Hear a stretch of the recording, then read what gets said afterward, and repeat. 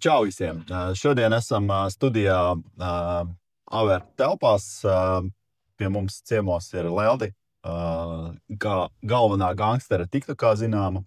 Un, Čau visiem. šodien parunāsim par nekustamo īpašumu investīcijām, par to, kā arī tev investēt, pamācīties, pašpikot un izrunāsim, kā mums dzīvē katram ir gājis kā mēs esam sākuši vispār. Jā, vispār kā sākt un to, ka nevajag jau nekādus 100,000 vai pusmiljonu, lai vispār sākt kaut ko tādu. Jo piekrīt man, ka tas ir mīts, ka vajag, ka nekustamo īpašumu, lai ieiet nekustamo īpašumu investīcijās, tev ir vajadzīgs nenormāls kapitāls.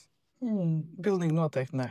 Pilnīgi noteikti nē, jo ir tik daudz opciju, iespēju, kur tu vari nākt gan kā daļā, gan kā 100% tikai tu esi investors, un kam pietiek arī ar dažiem tūkstošiem, varbūt 10. Un pilnīgi noteikti ne 100. Jā. Tas no pieredzes ir viennozīmīgi. Bet tu varētu arī, kā mēs varētu iedrošināt cilvēkus, kam varbūt vispār ir ļoti maz uzkrājumi, sākt kaut ko domāt tajā virzienā, jo skaidrs, ka nekustamais īpašums tā nav nekādā zelta bedre, kur var ātri nopelnīt. Bet ilgtermiņā, manuprāt, tā ir tāda laba investīcija. Es izstāstīšu, kā es vispār līdz tam nonācu. Un kā mēs gāju, tā teikt, tā īsi, kā mēs gāju cauri, un kuru varbūt es vēlos nokļūt. Bet pēc būtības tas sākums bija kaut kāds 10 gadi atpakaļ, nepilni 10 gadi. Es biju dekrētā. Un saprot, ka tev ir kaut kāds iekrājums, bet tas iekrājums ar tur bija, ja tā uz ģimeni ņem, tad tie bija 11,000, kaut kādi 15, varbūt 20, bet manuprāt, bija 15 paliksim. Tā bija tā summa, ar ko tu varēji operēt? Jā, tas bija tas, ko es tā kā biju gatava ielikt un to domu, ka mēs varam kaut ko nopirkt, lai nāk, tas saucamie pasīvi ienākumi. Kad tu vienreiz izdarījā, tev varbūt ir tur jāvēlt kaut kādu stundu mēnesī, tur izrakstīt rēķinu un kaut ko tam līdzīgi, bet, tev tomēr kaut kāda ienākuma nāk. Nevis, jo, mēs visi zinām, ka inflācija ir vienkārši kosmosā aizgājusi. Apēd mūsu iekrājums, kas stāv cūciņā. Jā, tie, kas nezina, es ieteiktu paņemt statistikas pārvaldes datus par inflāciju pēdējiem 20 gadiem. Pietiks jau pēdējie 7 gadi. Jā. Tur būs kosmos vienkārši. Jā. Krāt naudu cūciņā galīgi nav izdevīgi. Galīgi. Tad labāk, labi apēst nevajadzētu gluži. Bet vismaz aizbraukt ceļojumā, tas būs vērtīgāk. Jā, pilnīgi. Un, sēdējām, domājām, vai kaut ko tādu atrast. Un tas bija tas posms, kad Liepājas metalurgs bankrutēja. Un Liepājā tirgoja, pārspīlēt varētu teikt, bet katru 5. dzīvokli. Jo tā bija liela rūpnīca, neviens nevarēja vairs samaksāt kredītus, un sāk tos dzīvokļus tirgot. Bet tur bija tā, tu vari nopirkt par 6,000 karostā, bet tev vēl jāliek remonts, un tu jau nezini, vai tie cilvēki būs spējīgi vispār samaksāt. Jo tu saproti, puspilsētā vairs nav darba. Jā. Un tad tāds, varētu, bet tad ir tā, tu nopērci, tu kaut ko vari izdarīt, bet tu līdz galam nevari. Tu nevari uztaisīt pilnu remontu, mēbeles salikt un atdot gatavu šo dzīvokli. Sēdējām tur visādas variantus, skatījāmies. Mieri jau tā nav. Vajag kaut ko pameklēt. Sāk skatīties, kas notiek Lietuvā, kas notiek Igaunijā. Lietuvā arī atrada, ka var ar mazākām naudiņām to visu izdarīt, bet tā dzīves pieredze bija, teiksim tā, lai man viss piedod, bet visi lietuvieši, ko es tas kādreiz dzīvē satikusi dažādās jomās, viņi visi čakarē. Tas ir vienkārši, man tāda pieredze ir bijis. Individuālā pieredze. Ļoti individuāli, bet visādās jomās ir bijis. Un beigās, pastīsimies, kas notiek Igaunijā. Igaunija, Somija, kaut ko tādu. Sāku meklēt, skatos, ir, tu vari nopirkt super lēti, un saliekot tos skaisti, teiksim, tu nopērci, izremontē, ieliec mēbeles, un izīrē, tu nopelni gadā, rojas ir aptuveni 15%. Ko mums darīt? Varbūt izstāst cilvēkiem, kas nav dzirdējuši šādu saīsinājumu, kas īsti ir roja. Tas ir tā vienkāršot, varētu teikt, atdeve pret to, cik tu esi ieguldījis. Un kā, teiksim, labāk pareiķināt, pareizāk? Nu, tad pat vienkāršākā matemātika, tur nereiķinot visādas inflācijas vispārējo, tu paņem visus izdevumus, ko tu ieguldīsi šajā īpašumā, sadali ar tik, cik tu mēnesī saņem šo summu, un izreiķini, cik tev tad galā tur procenti sanāk. Okay. Es pieņemsim rēķinu vienmēr, man ir tāda ļoti elementāra formula no elementārās matemātikas, ja? Kā mēs zinām, elementārā matemātika ir vislabākā priekš naudas pavairošanas, nav vajadzīgi nekādas, saliktie procenti, protams, arī ir labi. Bet es rēķinu tā, ja dzīvoklis atmaksājās ar visiem izdevumiem un, teiksim, tīri provizoriski pareiķinot īres naudu, ko tu pareiķini kaut kāds minimāls remonts, ja tas atmaksājas mazāk kā 10 gados, tas ir baigi ok. Nu, es eju uz to, ka ir nevairāk par 7 gadiem. Ja tas ir kaut kas liels, liels objekts ar kaut kādām dažādām tur naudas plūsmām un variācijām, tad es varu atļauties 8 līdz 10. Bet tādiem dzīvokļiem es skatos maksimāli 7. Jā, es piekrītu, 7 ir ļoti labi. Savādāk ir. Jo man ir trāpījies arī 3 gadiem. Tas arī bija Igaunijā. Tad mēs nopirkām vienu dzīvoklī. Mēs aizbraucām, apskatījāmies, sarunājām ar mākleri, visi mums parādīja vairākus dzīvokļus, nopirkām vienu, kurā jau bija īrnieks. Bet tur bija super neizdevīgi īri salīdzinoši. Bet mēs Zema, jā, ļoti zema bija, un tas īrnieks bija tāds ļoti, neteikšu cacīgs, bet bija interesanti. Ar ambīcijām. Jā, vienmēr bija kaut kas, ko piemetināt. Un mēs gaidījām, ka tas īres līgums beigsies. Viņš vācās ārā, bet viņš bija atnācis savām mēbelēm. Tad mēs tur patirgojāmies, ka viņš gribēja mēbeles, lai mēs nopērkam par 1000. Mēs pareiķinājām tā, viņam viss ir jāizvāc. Viņš prasīja, nepilns 1000 bija 5. stāvs. Kur viņš tās mēbeles bāzīs? Kā viņš viņas nesīs? Var arī nenest. Protams. Mēs beigās mēs tur tirgojāmies, un, ja nemaldos, pat 400 viņš atstāja pilnu komplektu mums. Okay. Tāpēc, tur ir tas faktors, tā čujas ņuks, tausties. Būs, nebūs un viss. Tad mēs nopirkām nākamo dzīvokli remontējumu. Ātri iestarpinieki. Kurā pilsētā tas dzīvoklis jau bija? Tas ir Igaunijas ziemeļi. Tur ir vairākas pilsētas. Tas būs Igaunijas augšpus. Rakvere, Narva, Narva, nē. Narvā es neesmu. Nav man bijis neviens. Rakvere, bet viss, kas sanāk tāds. Okay. Ja tu skaties kartē, tad labā puse pēc būtības. Igaunijas labā puse. Sapratu. Un nopirkām nākamo remontējumu dzīvokli pa 4,5 laikam. Mēs tagad remontēsim. Paši. Jā. Mākam. Mans dievs. Tas bija kaut kosmos. Bet mums brauc līdz meistars. Ko mēs mācījām? Tur viens kasa, otrs mālē, meistars špaktelē, tad mēs vēl slīpējām. Tā arī, tev nav tik, cik ir, tik ir. Ko tu izdari? Tu pa dienu špaktelē, vakarā tu izklāji matraci un guli tur. Okay. Ir arī tāda viens caur. Tās ir tas skarbais starts. Tas ir tas starts, bet mēs gribējām 2. Mums vajadzēja iekļauties tajā budžetā. Tad tādā veidā mēs tur, pēc tam jau bija āķis lūpā, sākām meklēt izsolēs. Dabūja Igaunijas cilvēki, kas man palīdz ar izsolēm sakārtot. Tāds super bingo man bija 2 stāvu dzīvoklis par 250 eiro. Ok, izsolē. Izsolē. Bija pilnībā viss remonts jātaisa, bet tas bija. Saki, varbūt, gan jau kādam interesē, izsoles Latvijā un Igaunijā stipri atšķirās? Atšķirās ar to, ka Igaunijā dzīvokļu vērtību nosaka tiesa izpildītājs. Tā ir lielākā starpība. Un, ja tiesa izpildītājiem nepatiks tas rajons vai tā māja, būs neadekvāta zema cena. Un tā ir tā iespēja, tā iespēja, ko tu vari izmantot. Super. Tā ir galvenā starpība, bet tā viss ir elektroniski tur. Tad Igaunijā tad varētu būt labāk sakārtot šis jautājums nekā pie mums. Es nezinu, vai labāk, bet ir bijuši arī pāris gadījumi, kur maksātnespējas administrators tirgo un tur vienkārši tev nepieliež pie izsoles. Mēs tur mēģinājām sakārtot, kā mēs pieteicāmies, visi iemaksājām vispār, bet viņš var izlemt. Tirgos tev vai netirgos. Viss.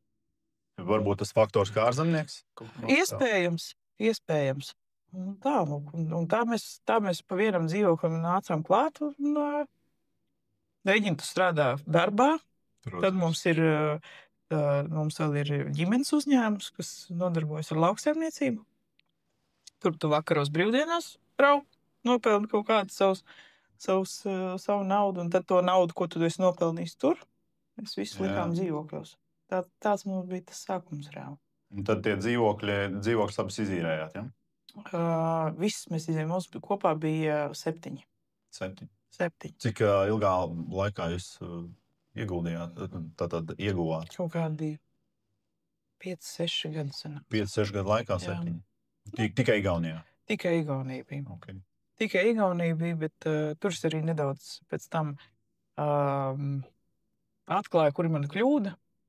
Jo es kā nerezidents, man nebija firmas, saimnieciskās darbības veicējs, viss beigas skaisti.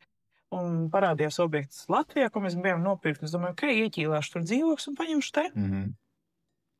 Tu vari iet tālāk. Paldies tev.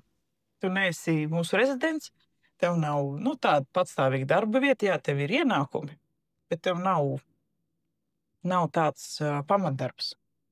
Jo viss kombinācija, saimnieciskā darbība, jā, tev ir dzīvokļi, tev ir ienāk katru mēnesi, bet, teiksim tā, dzīvokļi īrnieki mainās vidēji ik pēc gada. Jā. Tas nozīmē, ka tev kāds mēnesis izkrīt, bankai tas nepatīk, jo tev tā plūsma kaut mainās tur. Viņi pateiks, ka nē. Mēs neķīlāsim, vienalga, kaut vai tu dod visus tos dzīvokļus, bet mēs vienkārši tev nedosim kredītu un neķīlāsim. Tad bija daļa, kas bija vienkārši, ko es nolēmu, parēķināju, pasēdēju, cik es iegūstu tur, cik es iegūstu šeit Latvijā, pārdodot dzīvokļus Igaunijā, ieguldot to summu un realizējot šeit. Es sapratu, ka Latvijā es varēšu vairāk, bet vienkārši tas starts ir vajadzīgs lielāks. Jā. Līdz ar to es daļu pārdevu tur, ieguldīju šeit, un tad tā nevienā. Saki, kā, teiksim, Latvijā, ja tu oficiāli izīrē dzīvokli, tev ir jāmaksā 10% valstī, kā ir Igaunijā? Arī. Tas pats? Tur ir 20% jāmaksā, bet viņi ļoti demokrātiski skatās vispār. Tātad Latvijā tas ir tomēr izdevīgāk? It kā jā, bet tāpat laikā, tiklīdz tu Latvijā uzrādīs kaut kādus attaisnotos izdevumus, tu vari gaidīt, ka tev prasīs čekus vispārējais. Igaunijā tas ir viņi tomēr uzticās. Tu iesniedz, jā, man vienmēr bija čeki, ko uzrādīt un vispārējais, bet nevienu reizi man nejautāja nevienus čekus, nevienus rēķinus par to, vai tu tiešām tu esi tur ieguldījis kaut ko. Ok, tas ir labi. Tāpēc, teiksim, startiņā tas bija labs, bet arī tagad, šī momentā, paejotiem gadiem un darbojoties ir Latvijā, es esmu sapratusi, ka arī Latvijā tu vari sākt ar mazāku summu, ja tu esi gatavs būt elastīgs. Ja tu esi gatavs iet ar kādu kopā, jo, teiksim, es arī, man ir savi šie projekti, piemēram, viesnīca Ventspilī, es nejauši nonācu līdz manīm, un te piedāvāju, ok, tu vari ņemt, bet tev ir jāiegulda kaut kāda summa, un tad tu sēdi. Tu saproti, ļoti garšīgs piedāvājums, bet tā summa nav tev tik daudz. Ok, tu piedāvā citiem, pasaka, lūk, ka tu vari piedalīties 3000, tev katru mēnesi tiek samaksāta garantēta tāda summa, ja tāds rojas, ka tev gadās sanāk. Viss. Okay. Tu nāc daļā, mums ir savstarpējs līgums, tiek katru mēnesi sūtīta atskaita par to, kāda ir ienākuma, vispārējais, un tas jau katru mēnesi maksā. Tāpēc iespējas ir jautājums, cik tu esi atvērts un cik tu esi... Ja mēs par šo tēmu aizrunājāmies, tad jautājums, teiksim, Amerikā ir ļoti populāri investīcija fondi, ja, nekustamo īpašumu, kur, teiksim, ir veseli uzņēmumi, kas akumulē šo te naudu un pēc tam uzpērka īpašumus. Jā. Un tādā uzņēmumā arī katrs mēs individuāli varam investēt kaut kādu savu mazu daļiņu un par to nopelnīt. Vai tu esi domājis, varbūt Latvijā arī kaut ko tādu varētu tu personiski veidot? Mums ir tāds. Tev personīgi? Man personīgi? Jā. Ļoti liela birokrātija ir. Es biju pētījis, biju skatījusies, ir ļoti liela birokrātija, lai to izdarītu. Līdz galam, es teikšu tā, vairāk mans tas sapnis ir darīt to, ko gribās darīt. Ja man šodien ir piedāvājums un man acis deg par viesnīcu, tad es taisu viesnīcu. Un kur ir pieejams, tu vari investēt viesnīcā, negribi, gaidi citu pasākumu. Teiksim, Tīri uz individuālu projektu. jā, tīri uz individuālu. Man nav plāns vākt naudu un tagad celt jaunbūvu tur daudzdzīvokļu māju. Varbūt tas tieši man tā garlaicīgi. Jā. Patīk kaut kāds actions, tā teikt. Okay. Tajā ziņā. Nu, jā. Es varbūt ātri ieskicēšu, tiksim, mēs te minējām arī par tām investīcijām, cik ir vispār nepieciešams, lai sāktu. Tad manā gadījumā bija tā, ka man bija apaļa 0, tad, kad es sāku. Kā tu sāki? Tad, pašu sāku. Jā, tā ir, tiksim, es skolā mācījies, es gan esmu augstāko matemātiku mācījies, gan elementāro matemātiku, un man ir tāds analītisks spējas izdomāt, spējas tādā pārnestā nozīmē, neesmu ne gudrākais, ne analītiskākais prāts Latvijā, bet tas, ko es izdomāju, kā izmantot banku, lai viņi man iedotu startam. Protams, man bija kaut kas jāizņemās, jāsarunā, lai kāds aizdod, pa laimi man palīdzēja mani vecāki, un pēc tam to naudu, ko iedeva bankā, tad mēs ar sievu pirmo dzīvokli paņēmām kredītā, pilnīgi bomzi, Pārdaugavā, bet ļoti labā lokācijā, un mums nebija vispār necik. Es sarunāju pirmo iemaksu, jo vajadzēja pirmo iemaksu, to man aizdeva vecāki, un tāpat laikā mēs paņēmām ar nākotnes vērtību klāt remontam, un tad, kad viņi mums to naudu ieskaitīja, tad es atdevu vecākiem. Tā mēs tikām pie bomža, dzīvokļu vienkārši, kur nekā nav. Un pa brīvdienām, tāpat kā tu, remontējām no darba brīvajā laikā, 2 gadu garumā, līdz vēmienām vienkārši. Tu arī raudāji, vai sieva raudāja? Mēs ne tikai raudājām, mēs gribējām to dzīvokli pārdot, mēs apriebies visi. Es katrā objektā raudāju. Katrā. Un tā kā tu teici, tur mums pat nebija naudas meistaram. Es pats visu darīju, sieva palīdzēja. Mēs tur paši čibinājāmies, kā mācējām. Kaut ko man tēvs tur palīdzēja, viņš ar kaut ko tur saprot.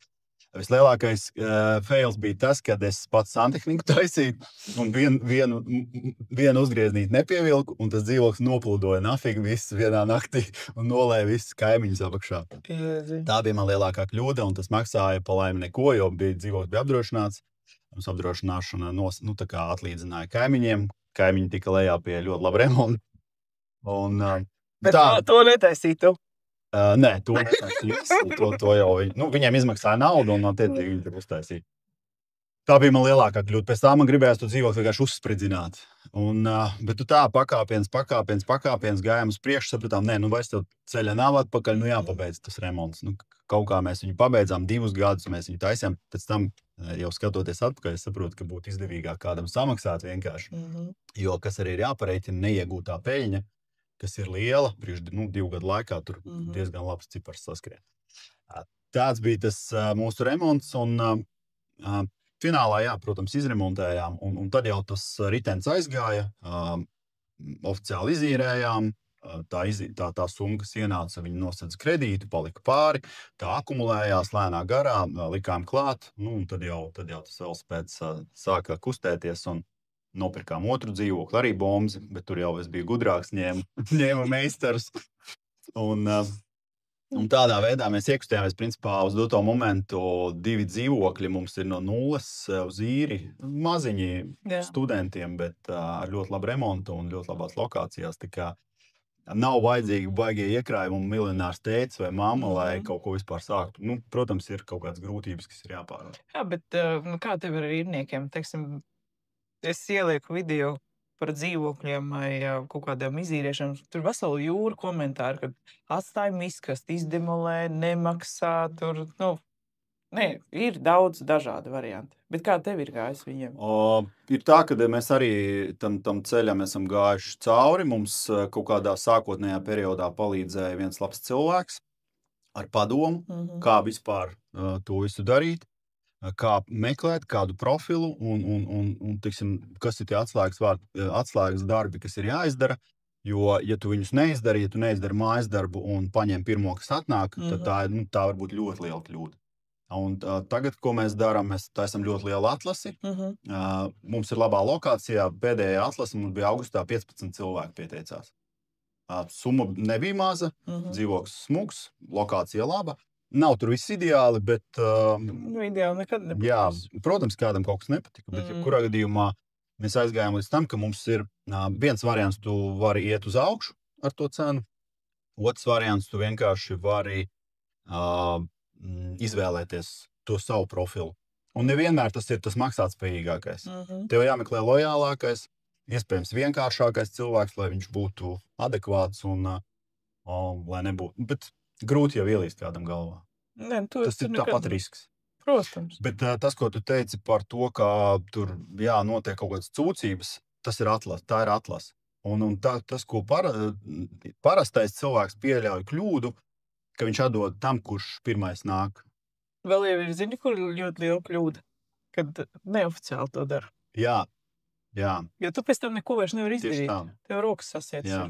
Tā ir tā lielākā. Tur ir vairāk tie zemūdens akmeņi. Kopā kombinācija. Jā, kam tev jāiziet cauri, un tāpēc ir tie stāsti, es nekad negribu īres dzīvoklī, man tas nav vajadzīgs, tur visu nolaidīs. Protams, tās stāsti ir. Man arī rados ir cilvēki, kas uz to ir iekrituši. Bet tev nebija tā, ka tev kāds no radiem, tuviem cilvēkiem, draugiem, nezinu.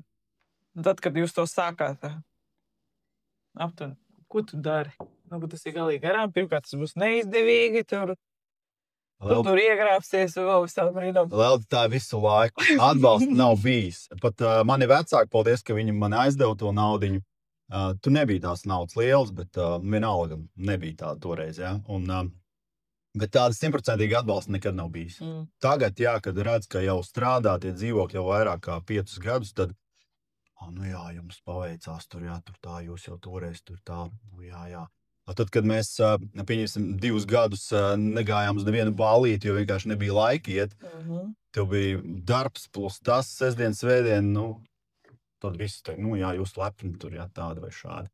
Un tam ir jāiziet caur tam, es pat nezinu, vai tas heits vai kaut kāda tāda attieksme, ko cilvēki, ja tu sāc atšķirties, tad notiek kaut kāda tāda, tev sāk atgrūst, tu iedomīgs vai kāds, bet tu vienkārši gribi savu dzīvi izmainīt. Tas nekad Kā tev bija ar to? Zini kā, man ģimene nekad neteiks nē. Vienalga kaut kāda kreisa ideja būs, nenosodīs neko tam līdzīgu, bet mamma ir tā vienmēr tā. Vai tev to vajag? Jā, vai tev to vajag? Vai tas meitiņi ir pareizi? Bet viņai mums tā feina ir tā, ka tu pasaki, ka mamma, klausies, būs viss čotka, tā kā viss kārtībā. Viņa nejaucās. Un tad, kad bija pirmais scenāts, viņi ir paprast pēc kāda brīža, kā tur ir. Es saku, tur tā un šādi, un tas. Ok. Un tā viņi pēc tam jau pie kaut kādas, netieši 3. vai kurš dzīvoklis, man jau bija otrs bērns piedzimis. Un tev ir atvaļinājums, teiksim tā, meistaram ir atvaļinājums no darba, vīram ir atvaļinājums, omeņiem atvaļinājumu, visi braucām uz Igauniju, omi pieskatīja bērnu, un mēs atkal... Jā. Bet tad jau mēs negulējām, tur mēs gulējām normāli īrētā dzīvokli. Jā, atnālušies. Jā. Tāpēc ir, bet jā. Teiksim tā, manā lokā nav bijuši, tāda nosodoša. Bet arī interese bija. Jā. Interese bija, kā tad tas viss beigsies reāli. Jo ļoti daudzi tajā, protams, ka tas prasa kaut kādu laiku, tas prasa enerģiju, tas prasa ieguldījumu, tīri emocionālo, ne visi to grib, ne visiem tas ir vajadzīgs. Kurš var 2 gadus vai tā kā tu tur gulēt kaut kur, turpat špahtalēt, turpat guli, ne visi to var. Tīri emocionāli. Tāpēc ir tas, nevis teiciens, bet ir tā, vai tu ieguldi savu laiku, vai tu ieguldi naudu, vai savu prātu, rokas vai vēl kaut ko tam. Ja tev nav naudas, tad... Tieši tā, un kas jauniešiem, manuprāt, tagad viņi nesaprot to, ka mums nav naudas. Mums arī nebija kādreiz naudas. Bet tev ir laiks, tev ir enerģija, ieguldi to, un tu daudz ko pats var izdarīt. Galvenais tur šeit ir tas uzņemties risku. Jā. Tas ir pats galvenais, ar ko vajadzētu sākt. Es pilnīgi piekrītu, jo, ja tu neuzņemies risku, tad... Tu nekur nebūs. Ja tu sēdēsi visu 100 gadus stūrī un neuzņemsies risku, kāda tev dzīve būs? Tāda arī būs. Nekā. Tāda arī būs. Tāpēc, ka man citreiz prasa, vai tu vari, vai tu esi brīva, vēl kaut ko. Es saku, teiksim tā, es esmu vienmēr brīva, bet es vienmēr arī strādāju. Jā. Viss. Nu, tāda ir tā dzīve, jo kādreiz es strādāju pašvaldībā no 9 līdz 5. Tur strādāju 8 gadus laikam. Un tad pie otrā bērna pateicu, ka es vairs atkai nenākšu pēc dekrēta, jo es biju nonākusi tajā punktā, kad es ar dzīvokļiem varu nopelnīt tieši tikpat, cik man bija alga. Jā. Ja tev ir jādomā, kad tu drīksties aiziet pie ārsta, pie friziera, atvaļinājumā braukt. Kad kolēģis neiet. Jā, kad tev visu laiku ir jāpielāgojas. Robiņš, ka tu varēsi. Tad es sapratu, ka nē, tas ir viss, ar to beigsies. Jā. Protams, te atkal ir tas otrs grāvis, ja, kas varbūt kādam liekas, jā, savs uzņēmums, tad tā būs brīvība. Jā, tā būs brīvība, bet tāpat laikā neviens jau neatcēl, ja tev ir kaut kāda mērķa, tev būs jāstrādā. Jā. Un arī sestdien, svētdien. Arī šeit mēs esam sestdienā. Jā. Citi varbūt atpūšās. Mēs, neteiksim, ka mēs strādājam. Citi kuģus dīvāni, kas svētdarī. Jā, filmu skatās vai vēl kaut ko. Mēs esam šeit, mēs darbojamies, un ne jau tāpēc, ka mums mājās nav ko darīt, jā. Tāpēc, ka mums ir kaut kāda mērķa dzīvē. Ko tu vēl gribētu izdarīt? Saistībā ar nekustamo īpašumu. Principā man tas minimālais mērķis ir Rīga 10 dzīvokļi. Man tagad ir maziņš maz tāda pauze, jo ir citi projekti vēl. Bet, principā, jā, tas minimālais Rīga 10 dzīvokļi. Tas ir tāds, es tev pat nevaru nosaukt, cik gadu laikā, bet, es gribētu teikt 5-10 gadu laikā. Tas ir viens no mērķiem. Tev? Man? Zini, ka es cenšos sev ielikt rāmjos. Man gribās visu, ko ļoti daudz un uzreiz. Par rāmjiem. Es biju dzirdējis, ka tu par tālām ārzemēm esi domājis. Jā. Kas ar investīcijām ir pasaulē? Pasaulē? Uz doto brīdi skatāmies, piemeklējam tādas izdevīgākās valstis, tā teikt. Jo mans mērķis nav dabūt 10 Rīgā.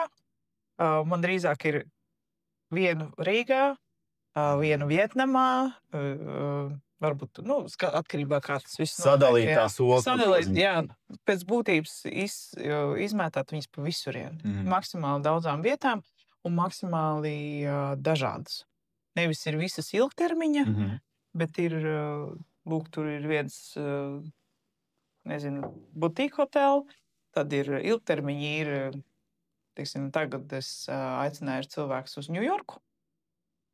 Ņujorkā investēt, kur starp citu es ieliku aicinājumu atsaukties cilvēkiem, kuriem ir vismaz 80,000 un kas vēlās tā kā investēt. Man patīk tie komentāri. Ņujorka tūlīt, nepateikšu vārds vārdā, Ņujorka tūlīt būs tukša, kurš atkal meklē aitas, visi, kas atsauksies, tie būs aitas, un te ir aipu cirtējs, vispārējais. Un tad tu sēdi un tu skaties, tu saproti, ka Amerikā mainās tirgus. Tas būs, gads, 2 jautājums.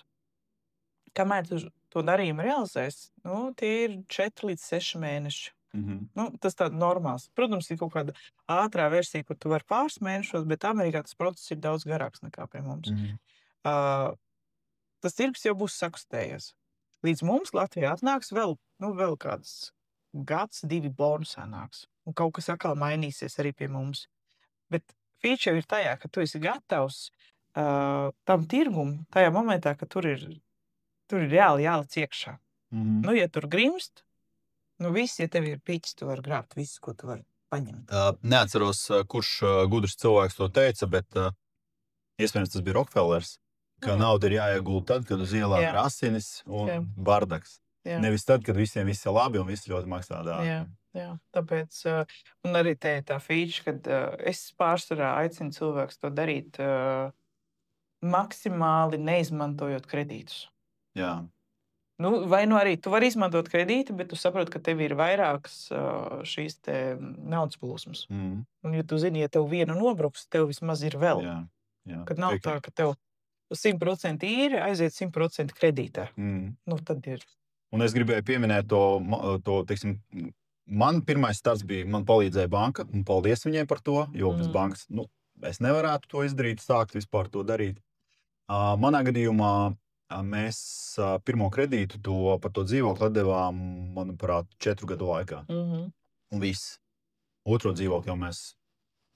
Tā nauda akumulējās, saliktie procenti strādā, neņem ārā visu lietas čupiņā un investē tālāk. Jo tā lielākā kļūda vēl, kas ir, ka cilvēki domā, man tagad papildu naudu, tagad es varu tur labāk mašīnu nopirkt, vai tur, nezinu, drēbes labāks, vēl kaut ko, un sāk tērēt tos ieguldījumus, kur īstenībā tur varētu reinvestēt, vai ne? Jā, tā ir. Bet tam ir jāiziet cauri. Jā, protams. Tam ir jāiziet cauri, jo es zinu, ka es arī esmu kaut kādas naudas vienkārši apēdusi. Protams, mēs visi notērējusi. Mēs visi tā esam darījuši. Bet tam jāiziet cauri, tad tajā momentā, kad tev forši ienāk tās pirmās īres naudas, tu beidzot vari ielikt telpu, tev nav jāstrādā, tev nav jāmaksā meistaram, materiāliem vispārējais. Un tāpēc tam tu tā kā jau visi atslābis no tā, un tev liekas, ka tev ienāk vēl, tev ienāk atkal. Tas šodien var aiziet tur. Jā. Un tad tev atkal ir cīņa ar sevi. Saki, Lelda, kā ir labi? Tu tagad nopērc, pieņemsim, 80,000, nopērc. Es nopērku Ņujorkā to dzīvokli. Kā teiksim, tas strādā? Kā es no savas Rīgas, Latvijas? Kurš man tur apsaimnieko to visu? Pēc būtības ir, teiksim, ārvalstīs. Kā es daru, es vienmēr atrodu tur vietējo cilvēku. Vai nu tas ir vietējais, vai nu tas ir vietējais latvietis, vai, atkarībā kā saliekās. Bet pārsvarā tas notiek visā attālināti. Ja akurāti ir kaut kāda dokumentācija jākārto, tad vienmēr ir cilvēkam izvēle. Vai nu tu tā esi pilnu ar mani, ka es drīkst izdarīt konkrētas lietas, vai tu pats dodies. Vai arī tu vari attālināt. Tad tu arī vari palīdzēt. Jā, pēc būtības, ja cilvēkam ir interese kaut kur investēt vienalga. Es saku, tā ir Amerika, Vietnama, Kipra, Bulgārija, Itālija, vienalga. Vienkārši cilvēks uzraksta, man ir tāds budžets, es vēlētos tajā vietā.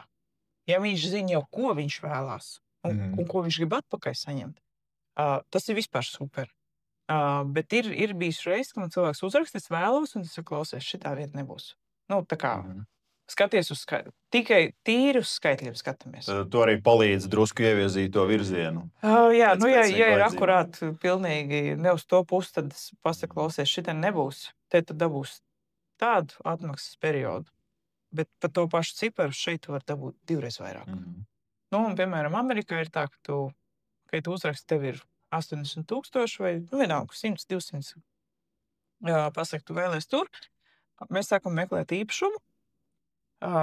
Es atsūtu vairākus variantus. Mēs izrunājam, tu brauks pats, paliksi, vai tu gribi vienkārši ielaist ilgtermiņu, vai tā ir Airbnb vai vēl kaut kas tam līdzīgs. Mēs nonākam pie kopsaucēja, atrodam konkrēti īpašumu un kārtojam dokumentācijas. Tur ir iesaistīti visi advokāti, jo tā ir viņu tā specifika tirgus. Tev ir tur kaut kāds sadarbības partners, ar ko tu strādā? Jā.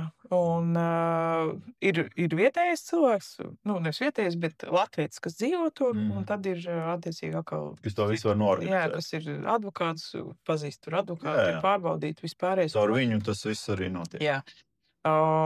Nopērkam, ja ir nepieciešams remonts vispārējais.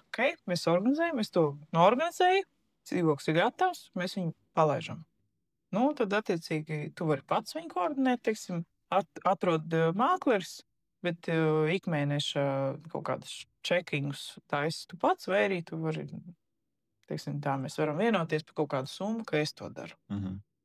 Visi skaitītāji, rēķini, komunālo pārbaudas un vispārējais. Tāpēc tas viss ir tāds ļoti jautājums, vai tu esi gatavs tam. Jā. Jo vienmēr var atrast, un ja arī es nevaru izdarīt, vai vienkārši es to nedaru, es vienmēr varu ieteikt kādu, kurš to dara. Tu atradīsi kādu. Es atradīšu, ko es varu iedot, lai tu to vari izdarīt un atrisināt to jautājumu. Tāpēc jā, es saku, nav obligāti jābūt 80,000. Tie paši 3,000. Padod ziņu, ka tev ir 3, 4, 5, tu vēlies investēt, un tad, kad būs tāds objekts, kurā ir iespējams nākt daļā, tā teikt. Viss. Es vienkārši padošu ziņu, kur tev ir, kur ir iespēja, tava izvēle. tu nāc spēlēt garām. Kādam varbūt tēma nepatīk. Kādam liekas riskanti, vai kādam vieta nepatīk. Ok? Gaidam nākamo. Jā. Bet tas posms, kad es, teiksim tā, kā mēs runājām vienu dienu, kad cilvēku uzraksta, es gribu Purvciemā dzīvot pa 20 Jā. 000. Es arī. Es tam izgāju cauri, paldies, es negribu. Es gribu darīt to, kas reāli man aizrauj, kas man patīk, un kurus var iedot vērtību. Pirmkārt jau, piemēram, tev, un nebūsim, protams, muļķi arī sev. Protams, loģiski. Tas ir laiks. Es vispār uzskatu, ka bizness ir tāda, daudz domā, jā, tur uz mani rēķina kāds nopelna. Bizness tā ir palīdzība. Tas ir Tev taču nav to kontaktu. Tu esi gatavs par to maksāt, ok? Tas tu ir tāpat nopelnīsi. Tā kā tu to savu ūdeni, tu pats izdarīji, jo tā kā tev nebija.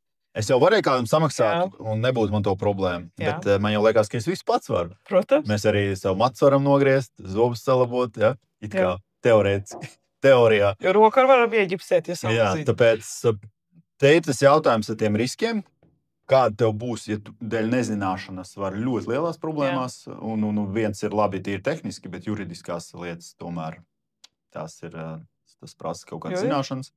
Un arī par to, kā tu minēji, ja? Nekustamo īpašumu iegādi, tur kaut kur aiz okeāna.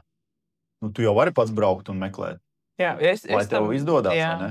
Jo es tam izgāju cauri Igaunijā, pati braukāju turp, šurpu, vēl kaut ko. Un pēc tam, kad tu to visu pabeidz, un tu sāc analizēt savus tās darbības, tu saproti, ka to tu varēji nedarīt. Šeit tu varēji aizsūtīt citu, šeit tu varēji samaksāt varbūt 100, bet reāli tu būtu iztērējis 3 dienas, un varbūt, tu varēji iztērēt, samaksāt cilvēkam 100 eiro, lai viņš to izdara tavā vietā. Nē, tu brauc pats, rēķini tev ir 2 dienas, gulēšana, ēšana, transports, savs laiks, ko mēs reti, kad vispār skaitam. Jā, tā arī. Beigās tas kopumā tev sanāca 300. Un tad tas sēdi, es varēju samaksāt to 100 un viss. Jo es arī dzīvokļiem biju izgājis cauri. Man likās, aizvāc bombzinieks. Paši. Nemaksāsim nevienam 100-150 eiro par to, ka viņi izvedīs vecas mēbeles. Paši izvedīsim, tur sašķirosim, nodosim, kur var nodot. Atceros, mēs glabājām vecus dīvānus, gaidījām to mēnesi, aprils vai kad ir, kad drīz nodot bezmaksas mēbeles. Tu gaidi, tu tā iekonomēs. Un beigās tu pēc tam saproti, ka tu nākamā saproti, tev nav laika, tu it kā samaksās to 150, viņš izvāks, visu nodos. Tad tu tā salīdzini. Vēlns, kāpēc pirms tam tādas muļķības darīja. Bet, tam ir jāiziet cauri. Tam jāiziet cauri. Jo es arī to ceļu, ko es esmu nogājis, es sapratu, ka tagad es ļoti daudz, pilnīgi savādāk daru. Tāpēc, ka nav vērts, tā kā tu teici, pirmkārt vajag pareiķināt, cik tu pa to laiku, kamēr tu tur dari to, ko tu nemāki darīt, cik tu varētu nopelnīt naudu savādi, teiksim, ar to, ko tu māki darīt. Un tad tu padomā, ja tu vari vairāk nopelnīt, tad kāpēc tu dari to, ko tu nemāki darīt? Kamēr tu sapratīsi, kā tas strādā, tu noteikti pieļausi kļūdas, noteikti, bez variantiem. Un ko tas vēl maksās? Materiāls sabojās vēl kaut ko. Jā. Un lieki nopirksi. Jā, pa daudz nopirksi. Atpakaļ, jo tu neatdos vienu loks. Muļķīgi. Kur tu tagad viņu bāzies? Kāds kaut kādam maksāt, lai viņš ved prom. Jā, tu viņam maksās, lai ved prom. Tad domā, es atstāšu man nākamo objektam. Viņš nevar stāvēt mitrā vietā. Viņš tev ir nostāvies pusgadu gaidot nākamo objektu, un viņš vairs nav lietojams. Viss. Mēs tā arī darījām. Mēs iepirkām pa daudz laminātu un atstājām. Bet, paldies Dievam, mums noderēja nākamajā dzīvoklī, jo tur bija tieši tāds pats lamināts. Mēs vienkārši. Bet tur atkal bija problēma. Bija pagājuši pāris gadi. Un mēs braucām uz depo, un tur tieši tāds tur nebija. Tā sērija vairs nav. Kaut kas tur, tad tur mums arī bija. Ir tādi momenti, bet, tāpēc... Saka, Leldē, kas ir tavs lielākais fails tieši, tā godīgi atzīstoties, tur es kļūdījos. Tieši pa nekustamību. Man ir vairāk bieži. Izstāsti pašu briesmīgāko. Tāds svaigākais man bija, kad es strādāju ne ar tiem cilvēkiem. Tieši cilvēku? Jā, tieši cilvēku resursu. Jo ir ļoti liela starpība tieši ar meistariem. Ir meistari, kas nāk vienkārši nopelnīt naudu. Tā teiksim, man vajag ēst. Un es tagad kaut ko māku, kaut ko nemāku un darīšu, kā es māku un vispārējais. Un tad ir meistari, kas strādā uz sevi, uz savu vārdu. Jā, viņi ir dārgāki. Nu, un tad ir tas moments, kad tu tādā kombinācijā, jo, teiksim, tu strādā ar meistaru, kurš mēdz iedzert, bet, nu, viņš strādā labi. Tad, nu, var tā kā tu vari pievērt tāds vispārējais. Un bija pagājušā gadā man bija tā, ka man ir vienlaicīgi 3 dzīvokļi. Un mēnešu laikā viens meistars nomira. Okay. Vienam ģimenē tur bija Crazy Daisy. Gāja vaļā un saprot cilvēkam, ja neiet privātā, tur ar visādi brīnumu notiek.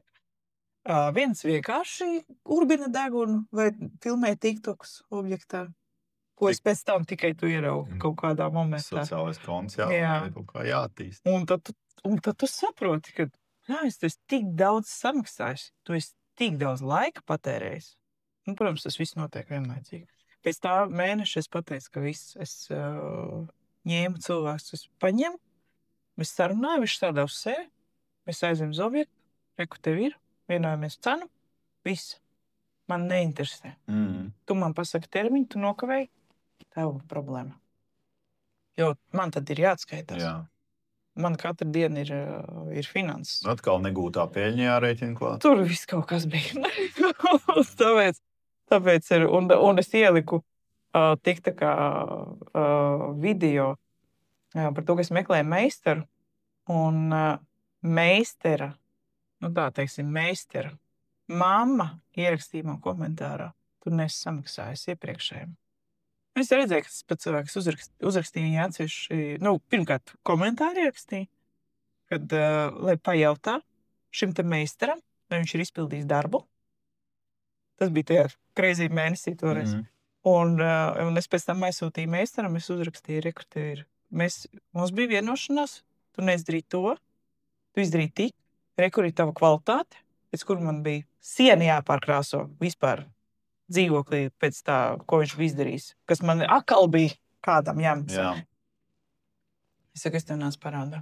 Un pasaki komentāru rakstīšanai. Māmai. Jā, māmai. Sveicieni.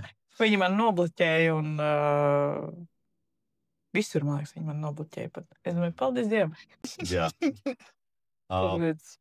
Es teiktu, ka tie ir lielākie. Ja mēs aizskārām šo te komentāru tēmu, saki, kā tu, tad, kad tu sāki, kā tu, tiksim, tīri emocionāli, kā tu tiki galā ar šo te heitu, kaut kādiem tādiem negatīviem, pretīgiem komentāriem?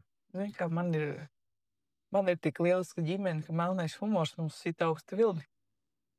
Un ir brīži, kad man varbūt tā aizskar nedaudz. Bet es to vairāk uztveru kā izklaidi. Jo lielākie tie, kas lielākos komentus raksta, tie vienmēr ir tie cilvēki, kas neko nav izdarījuši. Protams, pilnīgi piekrīt. Un tie, kas neraksta, viņi uzraksta atsevišķu vēstuli vai no labiem vārdiem, vai no, nevis norādījumu, bet tādu, ok, klausies, man dzīvē ir gadījies tā, ņem vērā, ka varētu būt. Var gadīties tev arī šādi. Tagad padomu iedot, teiksim.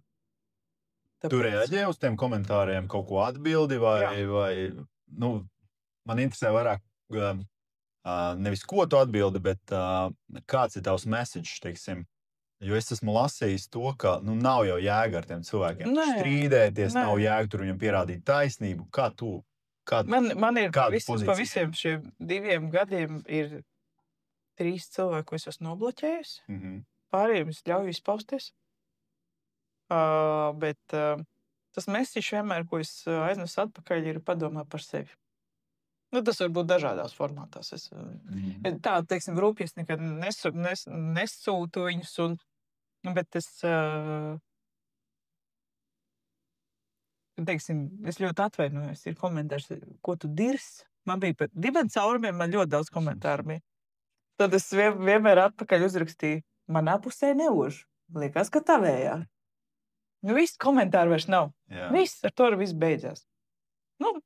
Tādā veidā. Nu, Bet tev var noteikti ir daudz komentāru, kas ir... Ir reizēm tādi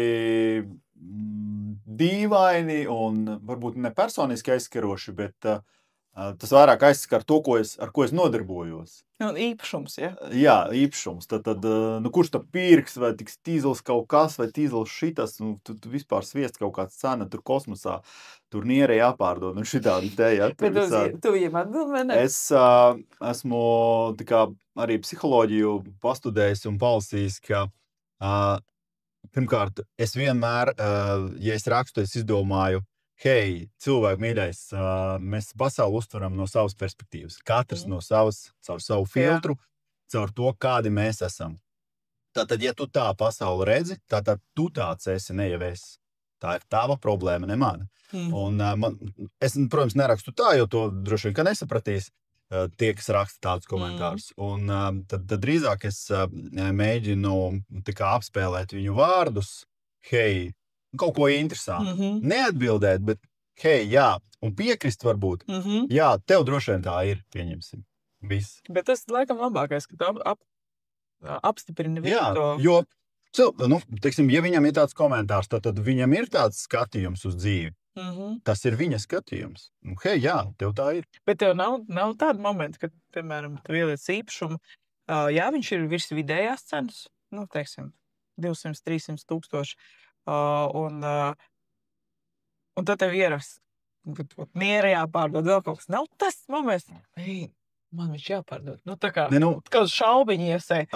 Man gribētos tiem cilvēkiem uzrakstīt, hei, tas droši vien nav priekš tevis, ja tu tā domā. Tas īpašums nav priekš tevi. Paldies par komentāru, jā. Tu attīsti manu algoritmu tik forši, ideāli. Un es atbildu visiem tiem cilvēkiem, tur sirsniņu pat uzliek. Ja tas nav pilnīgi kretīniski kaut kas aizskarošs, jā. Vai kaut kas tāds riebīgs. Tas mūs attīsta, bet es nojuku no domas. Ir tāds, kaut kur dzirdēju arī sociālos tīklos par to, ka puiši saka, ka tās ir gold diggers, tur nav tikai vajadzīgi. Tu vienkārši viņi nevar atļauties. Un tā atkal ir perspektīva, no kuras tu skaties, tātad iespējams tev ir problēmas ar meitenēm, un vienīgais, ko tu vari pateikt, ka viņas ir tādas, neteiksim kādas, kuras tikai nauda interesē, un galu galā, ja tu nevari savai sievietei atļauties tur restorānu izmaksāt, droši vien, ka tev ir problēma, ne jau tai meitenē. Es jau domāju, ja cilvēkam būtu 300 tūkstoši, un viņš redz, ka tirgo labu māju, labā lokācijā pa 300, viņš nerakstītu, kad klausies, ko tu gribi te nieri, manējo dabūt, viņš vienkārši piezvanīt, klausies parādi. Un kas ir pats smieklīgākais, varbūt, protams, katram tās finansiālā situācija ir savādāk, par to pat nav vispār komentāru. Bet gan pa 300 tūkstošiem ir tādi komentāri, gan arī pa 40 tūkstošiem tādi komentāri. Es gaidīšu, ka būs lētāk. Jā, tagad nē, tas padara. Tāpēc... Man bija priekšstats, ka tikai, kas ir 300 tūkstoši, tur pat tiem tikai tā komentē. Es pat tev varu parādīt pēc tam vienu komentāru, man ir viens dzīvoklis tagad pa 43, kur ir šāds komentārs. Tāpēc es pieļauju arī pa 20 tūkstošiem kāds tādu uzrakstīt, kur tādu naudu. Tā. Nē, ir, jo cilvēki ļoti dažādi. Man arī bija tagad pirkām dzīvokli 6,5 tūkstoši. Viens taps dzīvoklis 6,5 tūkstoši. Un pircēja nenormāla cena. Tik liela summa. Kā jūs tagad tā? Jūs man pārskaitīsiet? Es saku, jā, viss uz konta, kur būs notāram maksājuma uzdevums, mēs reģistrēsim. Aizdomīgi. Noteikti apkrāpsiet. Un es saku, atsūtiet konta numuru, lai es varu tā kā pārsteigt. Es jums nedošu. Ir tik daudz krāpnieku. Es došu notāram. Un tu sēdi un tu domā. Ko notārs ar to kontu darīs? Neko, aizgāju pie notāra, tā notāra prasa, parakstījāt un viss. Es saku, man vajadzētu tā kā to. Viņi saprat cilvēku. Ir. Tāpēc katram ir tā gumija. Jā. Un kas ir droši vien tādiem pavacākiem cilvēkiem, viņi tomēr gājuši caur krīzēm, Banka Baltija, kas bija 90. Vēl kas mums te pēdējā banka nobruka. Pareks vai AB? Laikam, precizēsim. Kur Raimondam Paulam arī palika nauda, jā. Un daudziem cilvēkiem palika liels summas. Tāpēc neturiet naudu kontos. Pērciet. Jo atslēgas vārds ir nekustamais īpašums. Viņš ir nekustams. Protams, var visāds kataklizmas būt, bet tad jau būs visiem vienalga. Bet principā, kas vēl man patīk nekustamajos, ka mēs jau sākumā par inflāciju ieminējāmies, ka principā, ja tev ir kaut vai tur 20,000 un nopērc nekustamo īpašumu par 20,000, jā, var izstaigāt krīzes, kaut kas, bet jebkurā gadījumā viņš uzkāps. Jo naudas vērtība var vienā dienā vienkārši būt 0 vai kāpēc, tur kaut kāds centi palikt. Nekustamais īpašums, ja tiešām nenotiek kaut kas šausmīgi briesmīgs, tad vērtība viņam atjaunos. Mēs esam arī runājuši par kara darbību. Jā, man tur atceros kaut kādu dzīvokli. Es biju ielikusi un teicu, atnāks Krievija un tagad viss uzbombardēs to māju un tur nebūs nekā. Jā, ir tāds. Nepērc dzīvokli, nepērc māju, nopērc zemi. Zemi! Jā. Tu vari mest bumbas, cik tu gribi. Izlīdzinās. Viņi vienmēr tur būs. Jā. Tam piekrīt. Tās opcijas ir tik daudz un dažādas.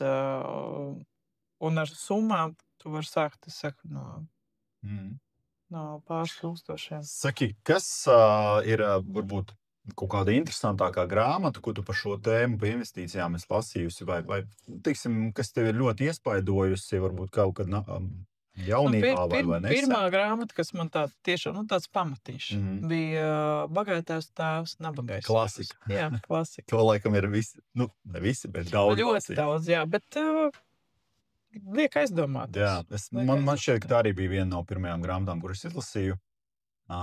Īstenībā viņu droši vien vajadzētu pārlasīt.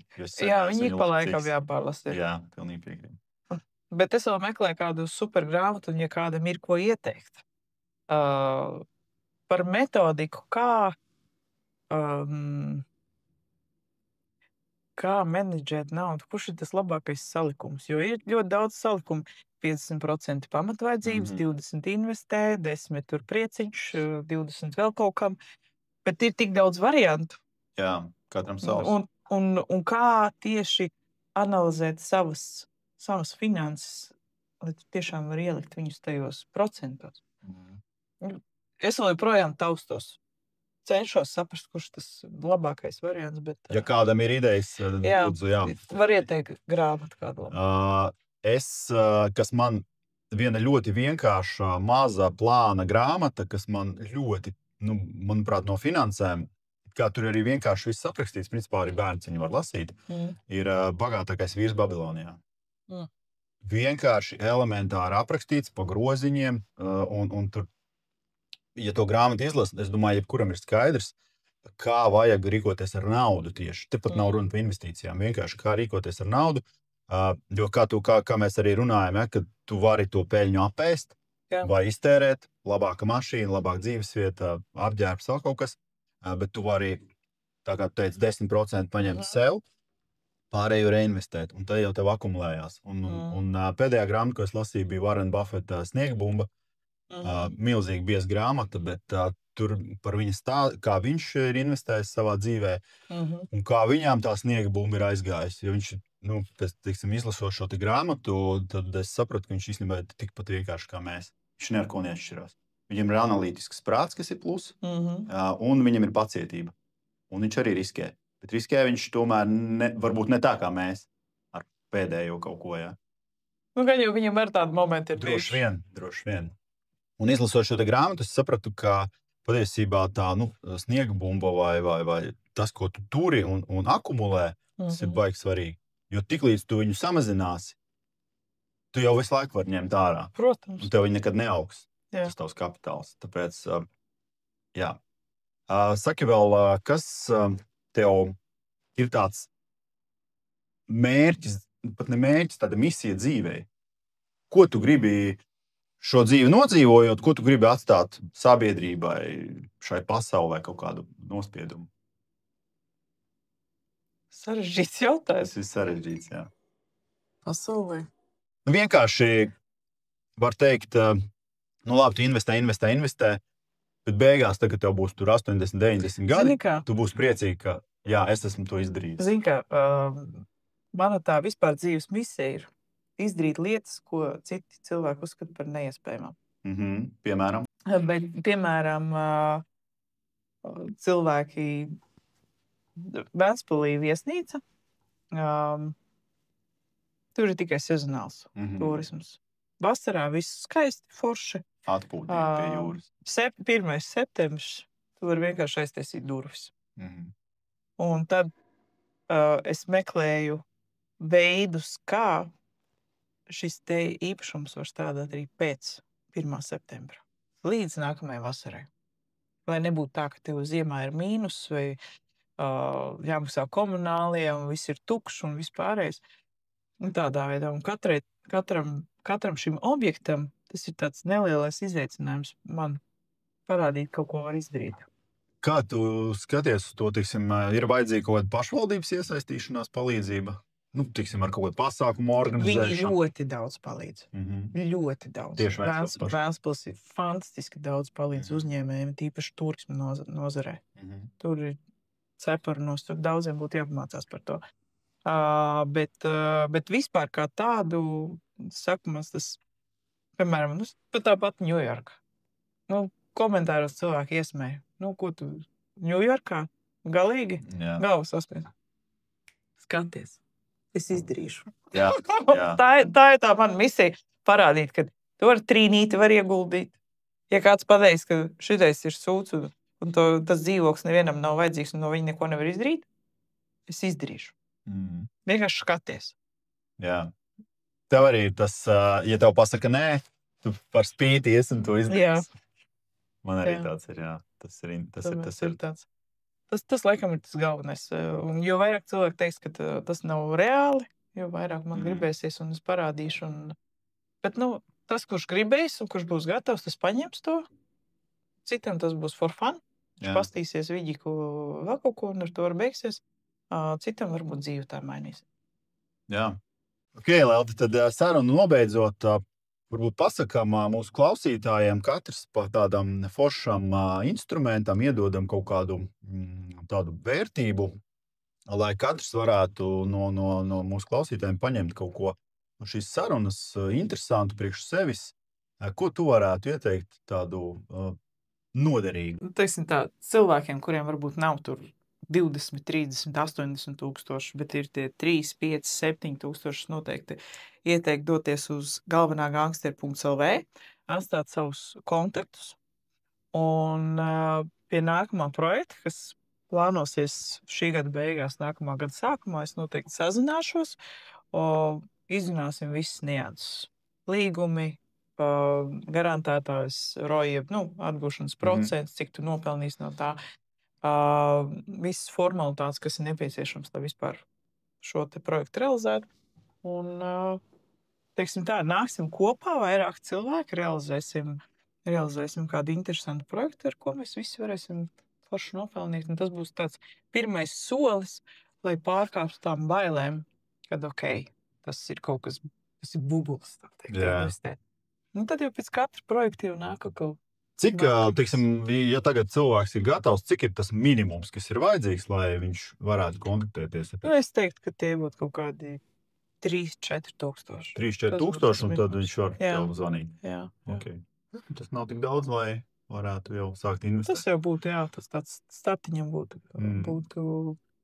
ne tik liela summa, kā baidīties, bet labs startiņš, lai pārkāptu kaut kādam savam priekšstatam, bailēm vai kaut kam tādam līdzīgi. Un ko tu varētu ieteikt? Mēs jau iepriekš pieskarāmies šai tēmai. Mana vienkārši formula, tas nav nekas sarežģīts, un tur daudz kas nav varbūt iekļauts. Bet kā es rēķinu, tiksim, ja kādam ir arī lielākas summas, un jau pats grib varbūt kādu dzīvoklīti pirkt, vienalga Rīgā vai Pīrīgā vai vienalga kurā pilsētā, tad, protams, lokācija ir svarīga, to katrs pats izpēta, tiksim, kas būtu tie potenciālie īrnieki.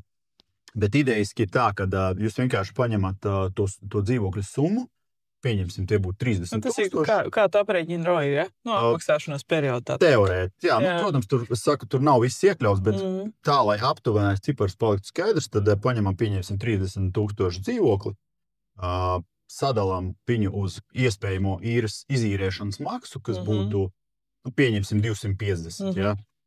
tas ir no gaisa ņemts cipars 250 mēnesī, iegūstam 120 mēnešus un izdalām uz 12, kas ir 1 gads. Mēs iegūstam 10 gadus.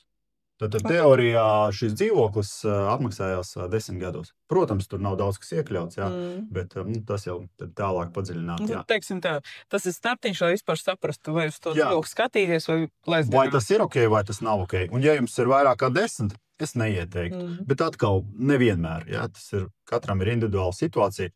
Ja jums iespējams ir nepieciešama kāda konsultācija, mēs arī ceturtdienās tiekamies ar Leldi BNI klubā Canders Pārdaugavā, tā kā, ja par to ir kādam interesi, arī droši nāciet, droši var rakstīt vai Jānim vai man. Rakstiet, starp citu atstāšu arī savus kontaktus.